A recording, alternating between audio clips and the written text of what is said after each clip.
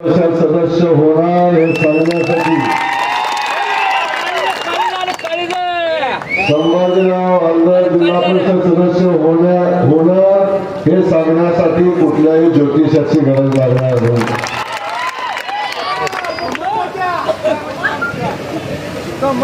सुरुवात गेले पंचायत समिती गणाच्या आमच्या उमेदवार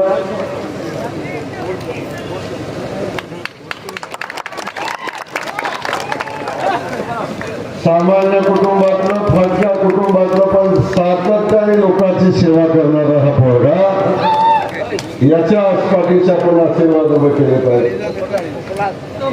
दुसरा आपला पोपट गल्वे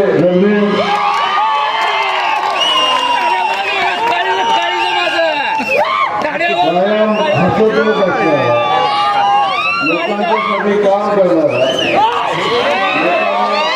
अडचणी समजून घेणारा अशा पद्धतीचा आमचा पोपटगाव हे तिन्ही उमेदवार आज या जिल्हा परिषद गटातनं भारतीय जनता पक्ष आणि शिवसेना युतीचे 3 उमेदवार आहेत. आणि या उमेदवारांच्या प्रचाराच्या निमित्तानं आताच बापूंनी भाषण केलं.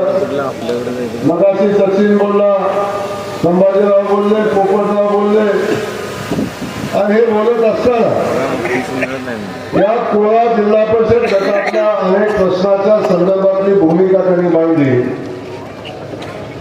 बापूंनी सांगितलं, सातत्यानं या भागानं मला कमी मतदान दिलं तर विकास कामाच्या बाबतीत मी कधी दुजाभाव केला नाही. या भागाला ताकदीनं निधी देण्याचं काम आदरणीय बापूंनी केलं. आणि जेव्हापासून आपण बघतोय कुळा जिल्हा परिषद गटातल्या अनेक लोकांनी भारतीय जनता पक्षासोबत येण्याचा निर्णय घेतला आणि खऱ्या अर्थानं या भागामध्ये विकास काम करत असताना खूप मोठी यादी आज विकास कामाची या गटातली माझ्याकडे आहे. त्या संदर्भात मी थोडं बोलतोच. पण बापू, मी एक गोष्ट सांगण्यासाठी इथं आलो. ज्या निवडणुका होत आहेत, जिल्हा परिषद असेल, पंचायत समिती असेल, या निवडणुका किंवा ग्रामपंचायत असेल, या सगळ्या संस्था ग्राम विकास खात्याच्या अंतर्गत येतात.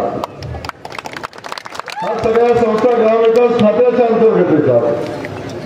या संस्थांमधून विकासाचा जो निधी बापू येतो तो सगळा निधी ग्राम विकास खात्याच्या माध्यमातून येतो.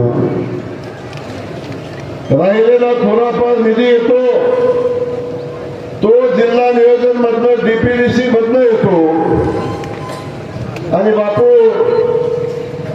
तुमच्या सगळ्याच्या आशीर्वादानं, आपल्या सगळ्यांच्या आशीर्वादानं राज्याचा ग्रामविकास मंत्री मी आहे. सोलापूरचा पालकमंत्री मी आहे. त्यामुळे या गटातल्या गावखेड्यात येणारा प्रत्येक पैसा बापू माझ्या खात्यातनं आल्याशिवाय येऊ शकत नाही. म्हणून मी आपल्याला सांगायला आलोय, आपल्या भागाचा, आपल्या परिसराचा, आपल्या गावाचा विकास करायचा असेल, आपल्या भागातल्या रस्त्याची कामं करायची असतील, आपल्या भागातल्या पायाभूत सुविधा मजबूत करायच्या असतील तर गाव विकास खातं आणि डीपीडीसी शिवाय पर्याय नाही. त्यामुळे पुढलं कुणी आला आणि कुणी जरी सांगितलं की मी तुमचं काम करतो, कोण म्हणला मी तुमचा विकास करतो, तो कोण म्हणला आम्ही तुमचा डीपी बसवतो, माझा सवाल इथल्या आमदारांना आहे आणि इथल्या उमेदवारांना आहे. या भागातल्या लोकांना डीपी पाहिजे, तुम्ही डीपी देणार आहे कुठनं?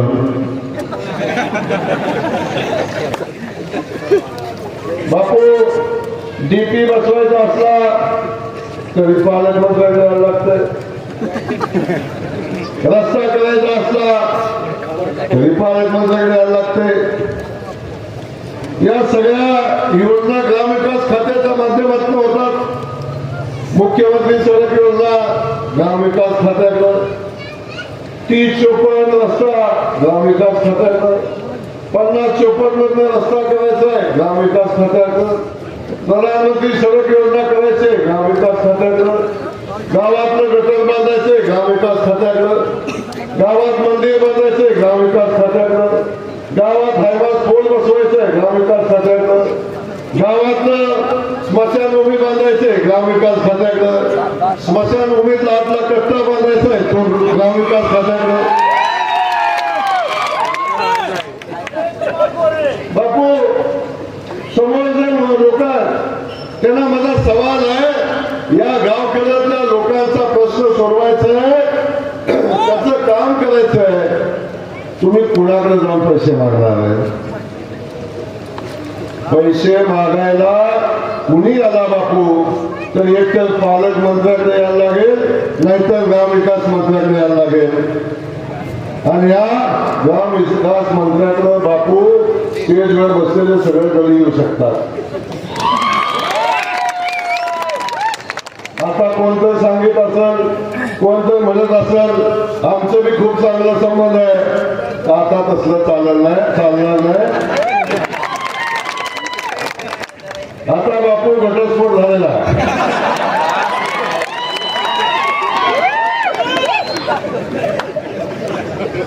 आता बापू घटस्फोट झालाय, तुटलेली सोयरी पुन्हा जोडलेली आहे. त्यामुळे पुरा गटातलं कुठलंही काम करायचं असलं तर संभाजीराव शिवाय दुसरी वाट होणार नाही. संभाजीराव सारखा सामान्य कुटुंबातला आपण बघितलं, आयुष्य हयात घालवली त्या बिचारांनी लोकांची सेवा करून, लोकांना अडचणीला उभा राहून आयुष्यभर सेवा केली. आणि आज जिल्हा परिषद उभा बिचाराच्या डोळ्यात पाणी आलं. माझी हयात घालवली, मी घर बांधलं नाही, घर बघितलं नाही, बायको बघितलं, मुलं बघितली नाही, मी लोकांची सेवा केली, मला आशीर्वाद द्या, ते आशीर्वाद मागत होता आणि त्याच्या भावना ओसंडून येत होत्या. हे सगळं आपण बघितलं. मी आपल्याला या ठिकाणी सांगतो, चिंता करू नका. संभाजीराव, अख्खा भारतीय जनता पक्ष तुमच्या पाठीशी उभा आहे, तुमच्या पाठीशी उभा आहे. जयकुमार गोरे ग्रामविकास खात्याचा मंत्री पाठीशी उभा आहे, शहाजी बापू तुमच्या पाठीशी उभा आहे. तुम्हाला ताकदीने या भागातला मतदार आशीर्वाद देणार आहे. आज मी सांगतो या भागातल्या लोकांच्यासाठी. मगाशी बोलताना कुणीतरी सांगितलं भारतीय जनता पक्ष जातीवादी अशा पद्धतीची टीका केली जाते. माझा सवाल आहे, या गावातल्या बाबासाहेब आंबेडकरांचं स्मारक बांधण्यासाठी 1 कोटी रुपयाचा निधी लागणार आहे. सांगा बाबासाहेब कुठून आणणार आहे?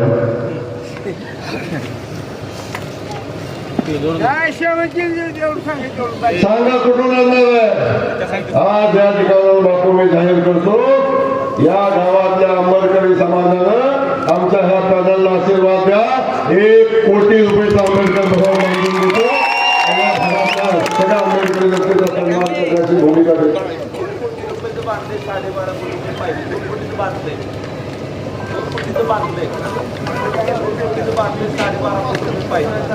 अजून 12.5 कोटी पाहिजे.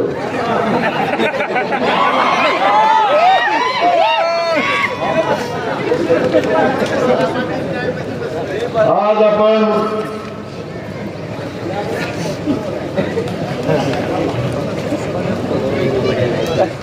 मागणी चुकलं, बचत गटाला 1 कोटी रुपये पाहिजे. आंबेडकर स्मारक बांधण्याचे 12.5 कोटी रुपयाचा निधी पाहिजे. 2 कोटी रुपयाचा आला, बांधलं, अजून त्याला निधी पाहिजे. आताच आपण सांगितलं की या गावाच्या देवस्थानचा भवनामध्ये समावेश करायचा आहे आणि त्याला पैसे द्यायचे आहे. पण बापू चिंता करू नका, आता बोलता बोलता तोंडात माझा शब्द केलेला आहे. आता 1 कोटी काय आणि 8 कोटी काय? आता द्यायचा निर्णय तर निश्चित आहे. या आंबेडकरी समाजाला स्मारक पूर्ण करण्यासाठी लागणारा सगळा निधी आपण उपलब्ध करून देऊ. या भागामध्ये आपण बघितलं कोळेकर महाराजांचा मठ आहे. या कोळेकर महाराजांचा मठ आहे या गावामध्ये. त्या मठाला किंवा या गावाला क्रमवर्ग पर्यटनचा दर्जा दिला पाहिजे अशा पद्धतीची मागणी आपण केली. मी या ठिकाणी आपल्याला सांगतो हा क्रमवर्ग देण्याचं काम सचिन दादा बंद झालेले नाही. क्रमवर्ग देण्याचा अधिकार पालकमंत्र्याला आहे. त्यामुळे या मठाला क्रमवर्ग दर्जा देऊन या मठाच्या कामासाठी सुद्धा शहाजी बापू त्याला क वर्ग देऊन त्याला ब वर्ग देऊ आणि ब वर्ग देऊन या गावातल्या सगळ्या देवस्थानांच्या कामासाठी 5 कोटी रुपयाचा निधी या ठिकाणी मी जाहीर करतो. बापू कारण तीर्थक्षेत्र पर्यटन माझ्या खात्यामध्ये येतं. एकदा ब वर्ग दिला केला लागेल तेवढा निधी देण्याची भूमिका आपण या माध्यमातून घेऊ आणि या गावातल्या ज्या ज्या देवस्थान असतील ज्या ज्या मठाचं काम करायचं त्याला आपण लागेल तेवढा निधी उपलब्ध. कोणाकडे यायला लागेल तुम्ही सांगा. दरखाना कोणाकडे यायला लागेल.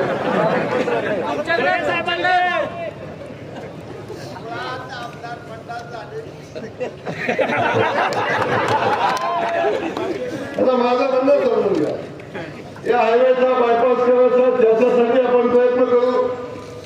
त्यामधून आपण बघितलं आता बोलता बोलता सांगितलं की या भागामध्ये लाईटचा खूप मोठा प्रश्न आहे. गावागावामध्ये लोड वाढलाय. पाणी आणलं की मोठा वाढतात. एकदा बापू पाणी आणलं की प्रश्न अनेक निर्माण होतात. या वस्तीला गेलं ना इथं चेंबर काढा तिकडं पाठ काढा इकडं न्या आणि पाणी आणलं की मोटरच्या संख्या वाढल्या. मोटर वाढली की लोड वाढला. लोड वाढला की एका डीपीवर मोटर चालत नाही. नवा डीपी बसवा वेगळा डीपी बसवा लोकांची शेतकऱ्यांची मागणी आहे. आता जवळजवळ या कोळा गटातनं किती डीपी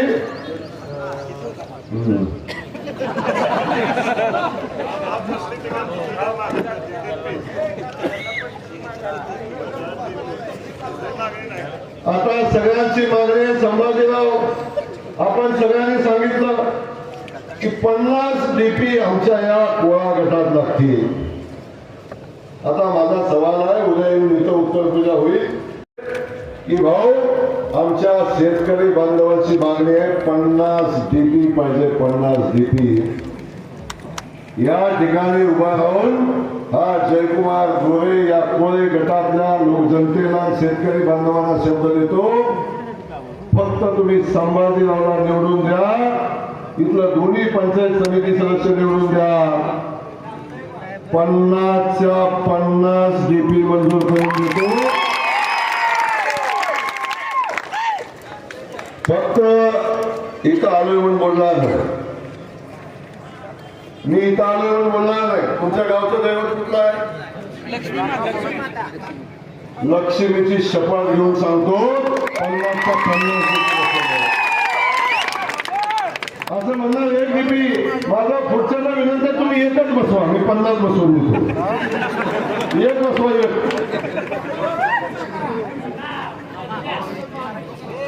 त्यामुळं 50 डीपी आपण या ठिकाणी बसून काळजी करू नका. आणि लक्ष्मी देवीचं महामंदिर आहे त्या मंदिराला बळवर्ग दिला पाहिजे अशा पद्धतीची आपल्या सगळ्यांची मागणी आहे. मुख्यमंत्री आदरणीय देवेंद्र फडणवीस साहेब आमच्या सोबत आहेत. त्यांचे आशीर्वाद आमच्या सोबत आहेत. आता तर शहाजी बापू आणि एकनाथ शिंदे साहेबांचे आशीर्वाद सुद्धा आमच्या सोबत आहेत. आता या देवस्थानला पहिल्यांदा आलो आणि या गावच्या कुलदैवताला प्रवर्गाच्या दर्जाची मागणी आपण केली. या ठिकाणी पुन्हा आपल्याला शब्द देतो आणि जयकुमार गोरे कधी खोटा आणि लबाड शब्द देत नाही. तुम्हाला माझा इतिहास माहिती आहे. या लक्ष्मीच्या मंदिराला ब वर्ग दर्जा देऊन चालू वर्षीच या मंदिराच्या विकास कामासाठी 2.5 कोटी रुपयाचा निधी या मंदिरासाठी आपण घेऊ आणि या मंदिराचा विकास करू.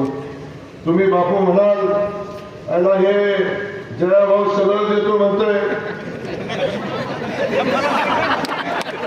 पण बापू काय करू, मी डीपीडीसीचा अध्यक्ष आहे. त्या डीपीडीसीचं बजेट 1000 कोटी आणि मी ज्या खात्याचा मंत्री आहे त्याचं बजेट आहे 50,000 कोटी. आता असं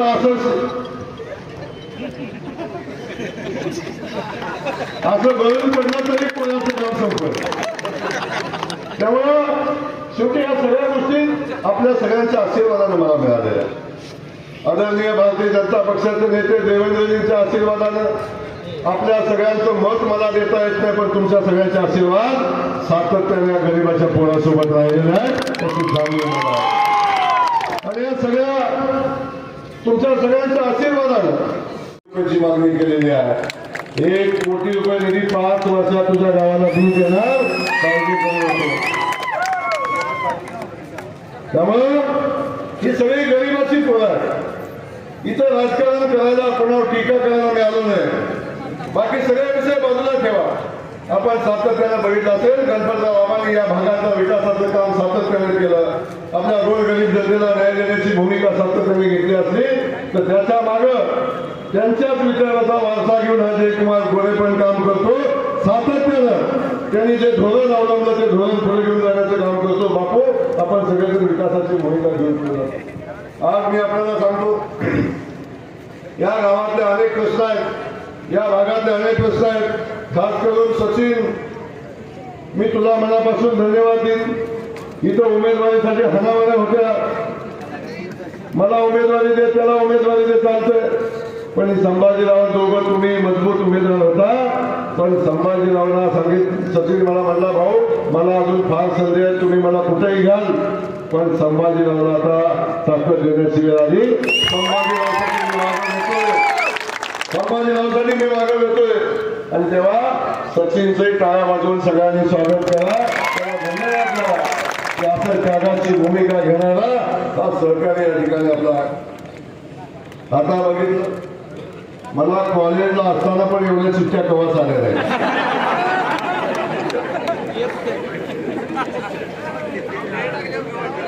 मिनिटाला चिठ्ठी येते आणि ह्या गावात काम जाहीर केलं की त्या गावात येते.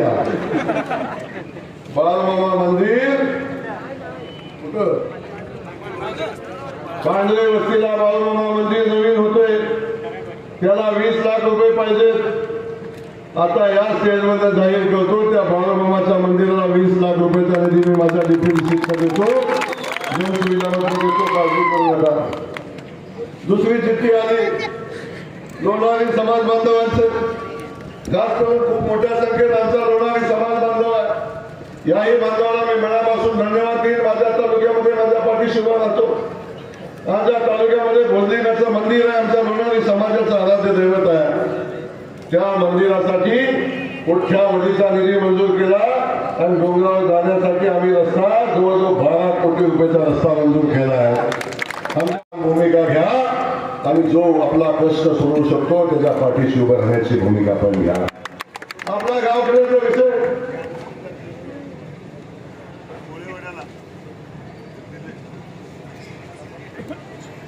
आपल्या गावाला ज्या ज्या गोष्टी आवश्यक आहे त्या त्या गोष्टी जे करून देईल त्याच्या पाठीशी उभं राहण्याची भूमिका घ्या.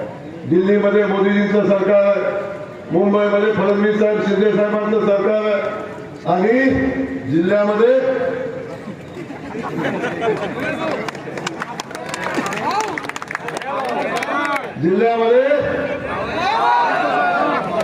जयाभाऊ सरकारमध्ये नाही, जयाभाऊ आपला सेवक आहे, पण जिल्ह्यातला प्रत्येक रुपया जयाभाऊकडून येतो लक्षात ठेवा. आणि त्यामुळं या आपल्या सगळ्यांना मला सांगायचं अनेक विषय पाणी प्रश्नाच्या संदर्भात शहाजी बापूंनी आम्ही सातत्याने बैठका घेतल्या. मी शहाजी बापूंना धन्यवाद देईल. आव्हानाच्या नंतर पाणी प्रश्न सोडवण्यासाठी ही जबाबदारी शहाजी बापूंनी घेतली आणि म्हणून या भागामध्ये आज पाणी आपण बघतोय, पाणी वाहताना आपण बघतोय. राहिलेली प्रश्न तुला शहाजी बापू आम्ही सातत्याने प्रयत्न करून सोडवणार आहे. त्यामुळे बापू आता ह्या कोळे उद्याला कॅनलचा दर्जा द्यावा अशा पद्धतीची मागणी आहे. तातडीनं विखे पाटील साहेबांच्या सोबत आपण बैठक करू आणि हाही प्रश्न आपण मार्गी लावू, ही काळजी आपण करणार. त्यामुळं आपल्या सगळ्यांना मला मनापासून सांगायचं आहे, बाबांनो, केंद्रामध्ये मोदीजी, मुंबईमध्ये देवेंद्र फडणवीस शिंदे साहेब, जिल्ह्यामध्ये आम्ही काम करतोय. आता जर ही एक सुधारणा जर व्यवस्थित सगळ्या सत्ता एकत्र असताना गावखेड्यातली जिल्हा परिषद पंचायत समिती जर भारतीय जनता पक्ष शिवसेनेच्या ताब्यात आपण दिली तर विकासाची गंगा आपल्या भागामध्ये वाहतील. अजिबात मध्ये अडथळा होणार नाही. एकदा मुंबईत पाईपलाईन लागली की डायरेक्ट पोळ्यात सुटेल. देतात ठेवा, पोळ्यात सुटेल. आता बघतो आपण मोदीजींचं, फडणवीस साहेबांचं सरकार काम करतंय. इथं बसलेल्या प्रत्येकाला कुठल्या नाही कुठल्या योजनेचा लाभ या आमच्या सरकारचा होतोय. आमच्या लाडक्या बहिणी इकडे बसलेल्या आहेत. लाडकी बहीण योजना आदरणीय देवेंद्र फडणवीस शिंदे साहेब असताना चालू झाली आणि या लाडक्या बहीण योजनेमध्ये आपण बघितलं, निवडणुकीच्या अगोदर हे सगळं गडी काय सांगत होतं, लाडकी बहीण योजना ही फक्त निवडणुकीपुरच्या निवडणूक झाली की बंद होईल. लाडक्या बहिणीने माझा सवाल आहे, बंद झाली का योजना? बंद झाली का? अहो काय दिलं? तुमचा खिसा का फाटला होता तेव्हा? कसा फाटला होता खिसा? अरे मोदीजींचं धोरण आहे, मुंबईतनं बटन दाबलं की माझ्या कोळ्यातल्या शेतकऱ्याच्या खात्यावर 6,006 रुपये जमा होतात, 3 हप्त्यात 2,000 रुपये जमा होतात. असं सरकार आपल्यासाठी काम करतं. आमच्या देवेंद्र फडणवीस साहेबांनी आपल्याला शब्द दिला होता विधानसभेच्या निवडणुकीच्या अगोदर, आता इथून पुढं भारतीय जनता पक्ष महायुतीचं सरकार आलं तर आम्ही शेतकऱ्याचं लाईट बिल 5 वर्ष घेणार नाही, शेतकऱ्याला 5 वर्ष मोफत वीज देणार. कोणावर टीका करायची नाही, पण तुम्हाला सांगायचंय, जर आपला विकास करायचा असेल, या भागातल्या पायाभूत सुविधा सोडवायच्या असतील, आपल्या घरात आपल्या गावामध्ये शेतीतलं डीपी बसवायचे असतील, आपल्या गावातलं छोटं मोठं काम संपवायचं असेल तर भारतीय जनता पक्षाच्या पाठीशी आपण उभा राहावा आणि शिवसेनेच्या पाठीशी उभे राहावा.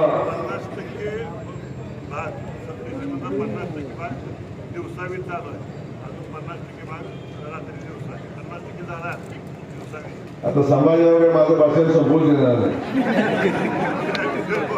50% लोकांना दिवसा वीज मिळते, 50%ला रात्री मिळते. अरे आमच्या मुख्यमंत्र्यांनी शब्द दिला, शेतकऱ्यांना दिवसा वीज देणार आणि त्या दृष्टीने काम चालू आहे. गावागावामध्ये बघतोय आपण सौर ऊर्जेचं काम चालू आहे, सोलरचं काम चालू आहे. एकदा सोलरची कामं संपली की सगळ्यांना दिवसा वीज आपण देणार आहे. त्यामुळं काळजी करू नका. पुढं जी लोक उभी राहिली त्यांना माझ्या मनापासून सांगणं आहे की बाबांनो, आता विधानसभेला बघू काय असेल ते, बघू विधानसभेला काय असेल ते. आता इथं तुमच्याकडे दमडी नाही, तुम्ही काम करू शकत नाही, लोकांच्यासाठी उभं राहू शकत नाही. विनाकारण लोकांना अडचणीत आणू नका. लोकांचे प्रश्न सोडवण्यासाठी भारतीय जनता पक्षाच्या पाठीशी उभं राहावा असं पुढच्यानी सांगायला नाही. बापाला पुढच्यानी सांगायला आम्ही करू शकत नाही, हे फक्त भारतीय जनता पक्ष करू शकतो, त्याच्या पाठीशी उभं राहावा हे सांगण्याची गरज असणे आवश्यकता आहे. पुन्हा एकदा आपल्या सगळ्यांना मनापासून विनंती करतो, आपण संभाजीनगरच्या पाठीशी उभं राहावा. आपण आमच्या पंचायत समितीचे दोन्ही उमेदवार आहेत, त्या दोन्ही उमेदवार पोपटराव असतील आणि सुरवाताई घेरले असतील, या तिन्ही उमेदवाराच्या पाठीशी उभं राहावा. पाठीशी उभं हात वर करून सांगा. आणि ज्याने हात उभा केलाय त्याला महालक्ष्मीची शपथ आहे सांगून ठेवतो. आपण या सगळ्या जनतेच्या, या लोकांच्या पाठीशी आपण सांगोला पॉलिटिक्स हे यूट्यूब चॅनल जर पहिल्यांदा पाहत असाल तर नक्की सबस्क्राईब करा आणि तालुक्यातील प्रत्येक बातम्या, ताज्या घडामोडी काही क्षणात जाणून घ्या.